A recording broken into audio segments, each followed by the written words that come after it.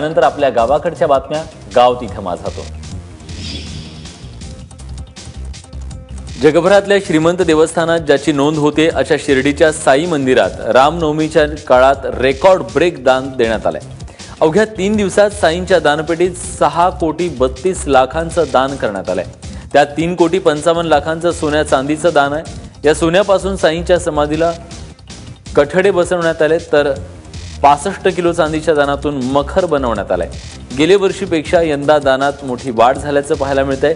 दरम्यान अनेक भाविकांनी कॅशलेसचा वापर करत क्रेडिट आणि डेबिट कार्डद्वारे देखील मोठ्या प्रमाणात दान केल्याचं दिसून आलंय. डेबिट आणि क्रेडिट कार्डद्वारे 53 लाखांचं दान करण्यात आलंय. पेशवेकालीन परंपरा असलेल्या नाशिकमधल्या ऐतिहासिक काळाराम मंदिराचा रथोत्सव शुक्रवारी सायंकाळी उत्साहात झाला. यंदा या रथयात्रेचं 224वं वर्ष होतं. रामनवमीनंतर 3ऱ्या दिवशी भगवान राम गंगा स्नानासाठी बाहेर पडतात आणि वर्षातून एकदाच ग्रामप्रदक्षिणा करतात अशी आख्यायिका आहे. काल महापौर रंजना भानसी यांच्या हस्ते महाआरती झाल्यानंतर रथयात्रेला सुरुवात झाली. ढोल ताशांच्या गजरात भगवे झेंडे पताका हाती घेऊन जय श्रीराम नावाचा जयघोषात रथानं मार्गक्रमण सुरू केलं. चैत्र एकादशी निमित्त पंढरपुरात चैत्री यात्रेचं आयोजन करण्यात आलं होतं. या निमित्तानं होणाऱ्या महासोहळ्यासाठी राज्यभरातून लाखो भाविक दाखल झाले. भल्या पहाटेपासून भाविकांनी चंद्रभागेच्या तीरावर पवित्र स्नानासाठी गर्दी केली होती. मंदिर समितीचे कार्यकारी अधिकारी संजय तेली यांच्या हस्ते सपत्नीक एकादशीची महापूजा करण्यात आली. शंभो महादेवाच्या लग्नामुळे एकादशी असूनही विठुरायाला पुरणपोळीचा महानैवेद्य दाखवण्यात आला. चैत्रातले ऐन कडाक्याचे दिवस असूनही विदर्भ, मराठवाडा आणि मुंबईतून मोठ्या प्रमाणावर भाविक पंढरपुरात दाखल झाले. चैत्री यात्रेनिमित्त हरिनामाच्या गजरानं अवघी पंढरी दुमदुमून निघाली. आता बातमी दारूबंदीसाठी थेट पालकमंत्र्यांच्या घरासमोर काढण्यात आलेल्या बाटली फोड आंदोलनाची. यवतमाळ जिल्ह्यात दारूबंदी करण्यात यावी यासाठी जिल्ह्याचे पालकमंत्री मदन येरावार यांच्या घरासमोर दारूच्या बाटल्या फोडून आंदोलन करण्यात आलं. स्वामीनी दारूबंदी अभियानाच्या कार्यकर्त्यांनी हे आंदोलन केलं. त्याचबरोबर पोलिसांची आंदोलकांसोबत झटापट देखील झाली. पोलिसांनी 5 पुरुष आणि 3 महिलांना अटक केली आहे. दारूची दुकानं सुरू करण्यासाठी सरकारनं हे पाऊल उचलू नये अशी आंदोलनकर्त्यांची मागणी. थकबाकी भरल्यास एप्रिलच्या पहिल्या आठवड्यात कर्ज देऊ असं सांगणाऱ्या जिल्हा बँकेनं शेतकऱ्यांना कर्ज नाकारल्यानं सटाण्यात शेतकऱ्यांचा उद्रेक पाहायला मिळाला. सटाण्यात शेतकऱ्यांनी बँकेच्या मुख्य शाखेच्या कार्यालयातच व्यवस्थापकाला घेराव घालत टाळं ठोकलं. नाशिक जिल्हा बँकेनं परिपत्रक काढून 31 मार्चपर्यंत थकबाकी भरल्यास त्यांचं नवीन कर्ज एप्रिलमध्ये देण्यात येईल असं सांगितलं. त्यामुळे शेतकऱ्यांचा उद्रेक पाहायला मिळाला. शेवटी पोलिसांनी मध्यस्थी केल्यानंतर टाळं उघडण्यात आलं. कर्जमुक्ती द्या, शेतमालाला भाव द्या, अन्यथा आमचं गाव उत्तर प्रदेशाला जोडून द्या अशी मागणी बुलढाण्यातील सावळा गावचे ग्रामस्थ करतायत. उत्तर प्रदेशात योगी सरकारला जे जमलं ते महाराष्ट्रात फडणवीस सरकारला का जमत नाही असा सवाल बुलढाणा जिल्ह्यातल्या सावळा या गावचे शेतकरी विचारतायत. सावळा गावात सिंचनाची व्यवस्था नाही, कोरडवाहू पीक घेतलं तर त्याला भाव नाही, त्यामुळे शेतकरी त्रस्त झालाय. त्यामुळे सावळा गाव उत्तर प्रदेशात जोडून द्या अशी मागणी करणारं निवेदन गावकऱ्यांनी जिल्हाधिकाऱ्यांना दिलं. औरंगाबाद जिल्ह्यातल्या विहीर घोटाळ्याची बातमी एबीपी माझानं दाखवल्यानंतर प्रशासन खडबडून जागं झालंय. 8 दिवसात प्रकरण निकाली काढा असे आदेश विभागीय आयुक्त पुरुषोत्तम भापकर यांनी दिलेत. 680 शेतकऱ्यांना विहिरीसाठी 3 लाखांचं अनुदान मिळणार असल्याचं भापकर यांनी सांगितलंय. दरम्यान विहीर घोटाळ्यासाठी काँग्रेसचे माजी आमदार कल्याण काळे यांनी विधानसभा अध्यक्ष हरिभाऊ बागडे यांना जबाबदार धरले. वाशिम जिल्ह्यातल्या मानोरा तालुक्यातल्या बोरवा गावात तरुण शेतकरी आणि त्याच्या पत्नीचा विजेचा धक्का लागल्यानं जागीच मृत्यू झालाय. शेतात पिकाला पाणी देताना ही दुर्दैवी घटना घडली आहे. विशेष म्हणजे मृत पावलेली महिला ही गर्भवती होती.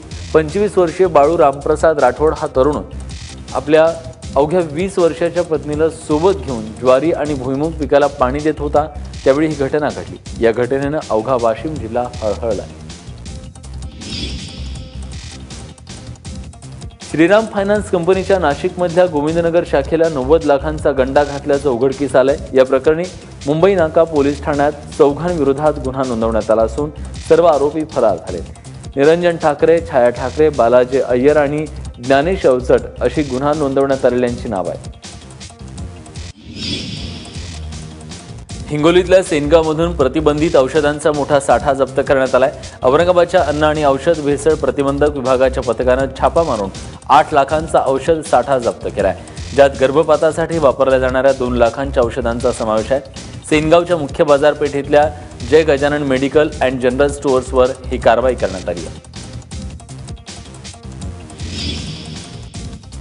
नांदेड जिल्हा परिषदेतल्या माध्यमिक शिक्षण विभागातील शिक्षणाधिकारी सविता बिरगे यांना लाच घेताना अटक करण्यात आली आहे। बिरगे यांनी पगार मिळवून देण्याचा मोबदल्यात शिक्षकांना 4 लाखांची लाच मागितली। याबद्दल शिक्षकांनी लाचलुचपत विभागाकडे तक्रार केली। तक्रारीची शहानिशा करून अखेर काल सकाळीच जिल्हा परिषदेत सापळा लावण्यात आला आणि तक्रारदार शिक्षकाकडून 4 लाखाची लाच स्वीकारताना सविता बिरगे यांना रंगेहात अटक करण्यात आली। कोर्टाच्या आदेशानंतर महामार्गावरील permit room, beer bar, wine शॉपना टाळं लागल्यानं सांगलीमध्ये मद्यप्राशन करणाऱ्यांची दारू विक्री करणाऱ्या दुकानांकडे गर्दी केली आहे। मद्यपींच्या रांगांचा अन्य लोकांना त्रास होऊ नये यासाठी सायंकाळी केवळ 2च तास मद्य विक्री करण्याच्या अलिखित सूचना पोलिसांनी दिल्यात। शहरात केवळ 6 परमिट रूम, 4 बियर शॉप आणि 1च वाईन शॉप अधिकृत असल्यानं या दुकानांभोवती दारू खरेदीसाठी लोक गर्दी करत आहेत। नागपुरात काल तृतीयपंथीयांना देखील दर्गा प्रवेशासाठी आंदोलन करावं लागलं। नागपुरातल्या ताजुद्दीन बाबांच्या मिठा निम दर्ग्यावर लाखो भाविकांची श्रद्धा आहे। या तृतीयपंथीयांची ही संख्या मोठी आहे। दर्ग्यात दर्शनाला येणाऱ्या तृतीयपंथीयांना महिलांच्या रांगेत उभं राहण्यासाठी सक्ती केली जायची, त्यांना दर्शनापासून कायम रोखलं जायचं, प्रसंगी धक्के मारून बाहेर काढलं जायचं। त्यामुळे दर्गा प्रवेशासाठी तृतीयपंथीयांनी आंदोलन केलं। भिवंडी महानगरपालिकेचे माजी शहर अभियंता आणि त्यांच्या भाच्याच्या गाडीला अपघात झाल्यानं दोघांचाही मृत्यू झालाय। भिवंडीचे माजी शहर अभियंता हाजी सय्यद शान अली आणि त्यांचा शिक्षक असलेला भाचा मजुमिल शेख इगतपुरीहून भिवंडीला येत होते। त्यावेळी स्विफ्ट कारचा टायर फुटल्यानं कार दरीत कोसळली आणि या भीषण अपघातात दोघांचा मृत्यू झाला। ऑनलाईन शॉपिंग केलेले नवे कोरे मोबाईल फोन पार्सल ऑफिसमधून चोरणाऱ्या दोघांना नाशिक पोलिसांनी अटक केली। त्यांच्याकडून 1,80,000 रुपयांचे ओप्पो कंपनीचे 20 मोबाईल जप्त करण्यात आले।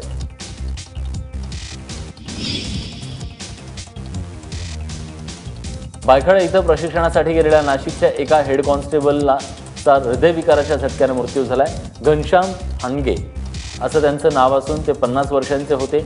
2 मार्चपासून नाशिकमधील 30 वाहतूक पोलिसांचं भायखळ्याच्या ट्रॅफिक प्रशिक्षण केंद्रात प्रशिक्षण सुरू आहे। हांडगे यांच्या छातीत अचानक दुखू लागल्यानं त्यांना जे हॉस्पिटलमध्ये उपचारासाठी दाखल करण्यात आलं, मात्र उपचाराच्या दरम्यान त्यांचा मृत्यू झाला। नाशिक महापालिकेत भाजपचे नगरसेवक शिवाजी गांगुर्डे यांनी शिवसेनेच्या उमेदवाराचा 2 मतांनी पराभव करून स्थायी समिती सभापती पदाची निवडणूक जिंकली आहे। शुक्रवारी सकाळी महापालिकेत स्थायी समिती सभापती पदाची निवडणूक झाली। 16 सदस्यांच्या स्थायी समितीत भाजपचे 9 सदस्य असल्यानं भाजपचा विजय निश्चित होता। मात्र ही निवडणूक बिनविरोध होऊ नये यासाठी शिवसेना, काँग्रेस, राष्ट्रवादी, मनसे आघाडीने एकत्र येत भाजप विरोधात सेनेच्या डीजी सूर्यवंशी यांना निवडणुकीत उतरवलं। सांगली जिल्ह्यातल्या वाळवा तालुक्यातील पेठ इथल्या व्यंकटेश्वरा शिक्षण संकुलामध्ये 42वे राज्यस्तरीय विज्ञान प्रदर्शन भरवण्यात आलं।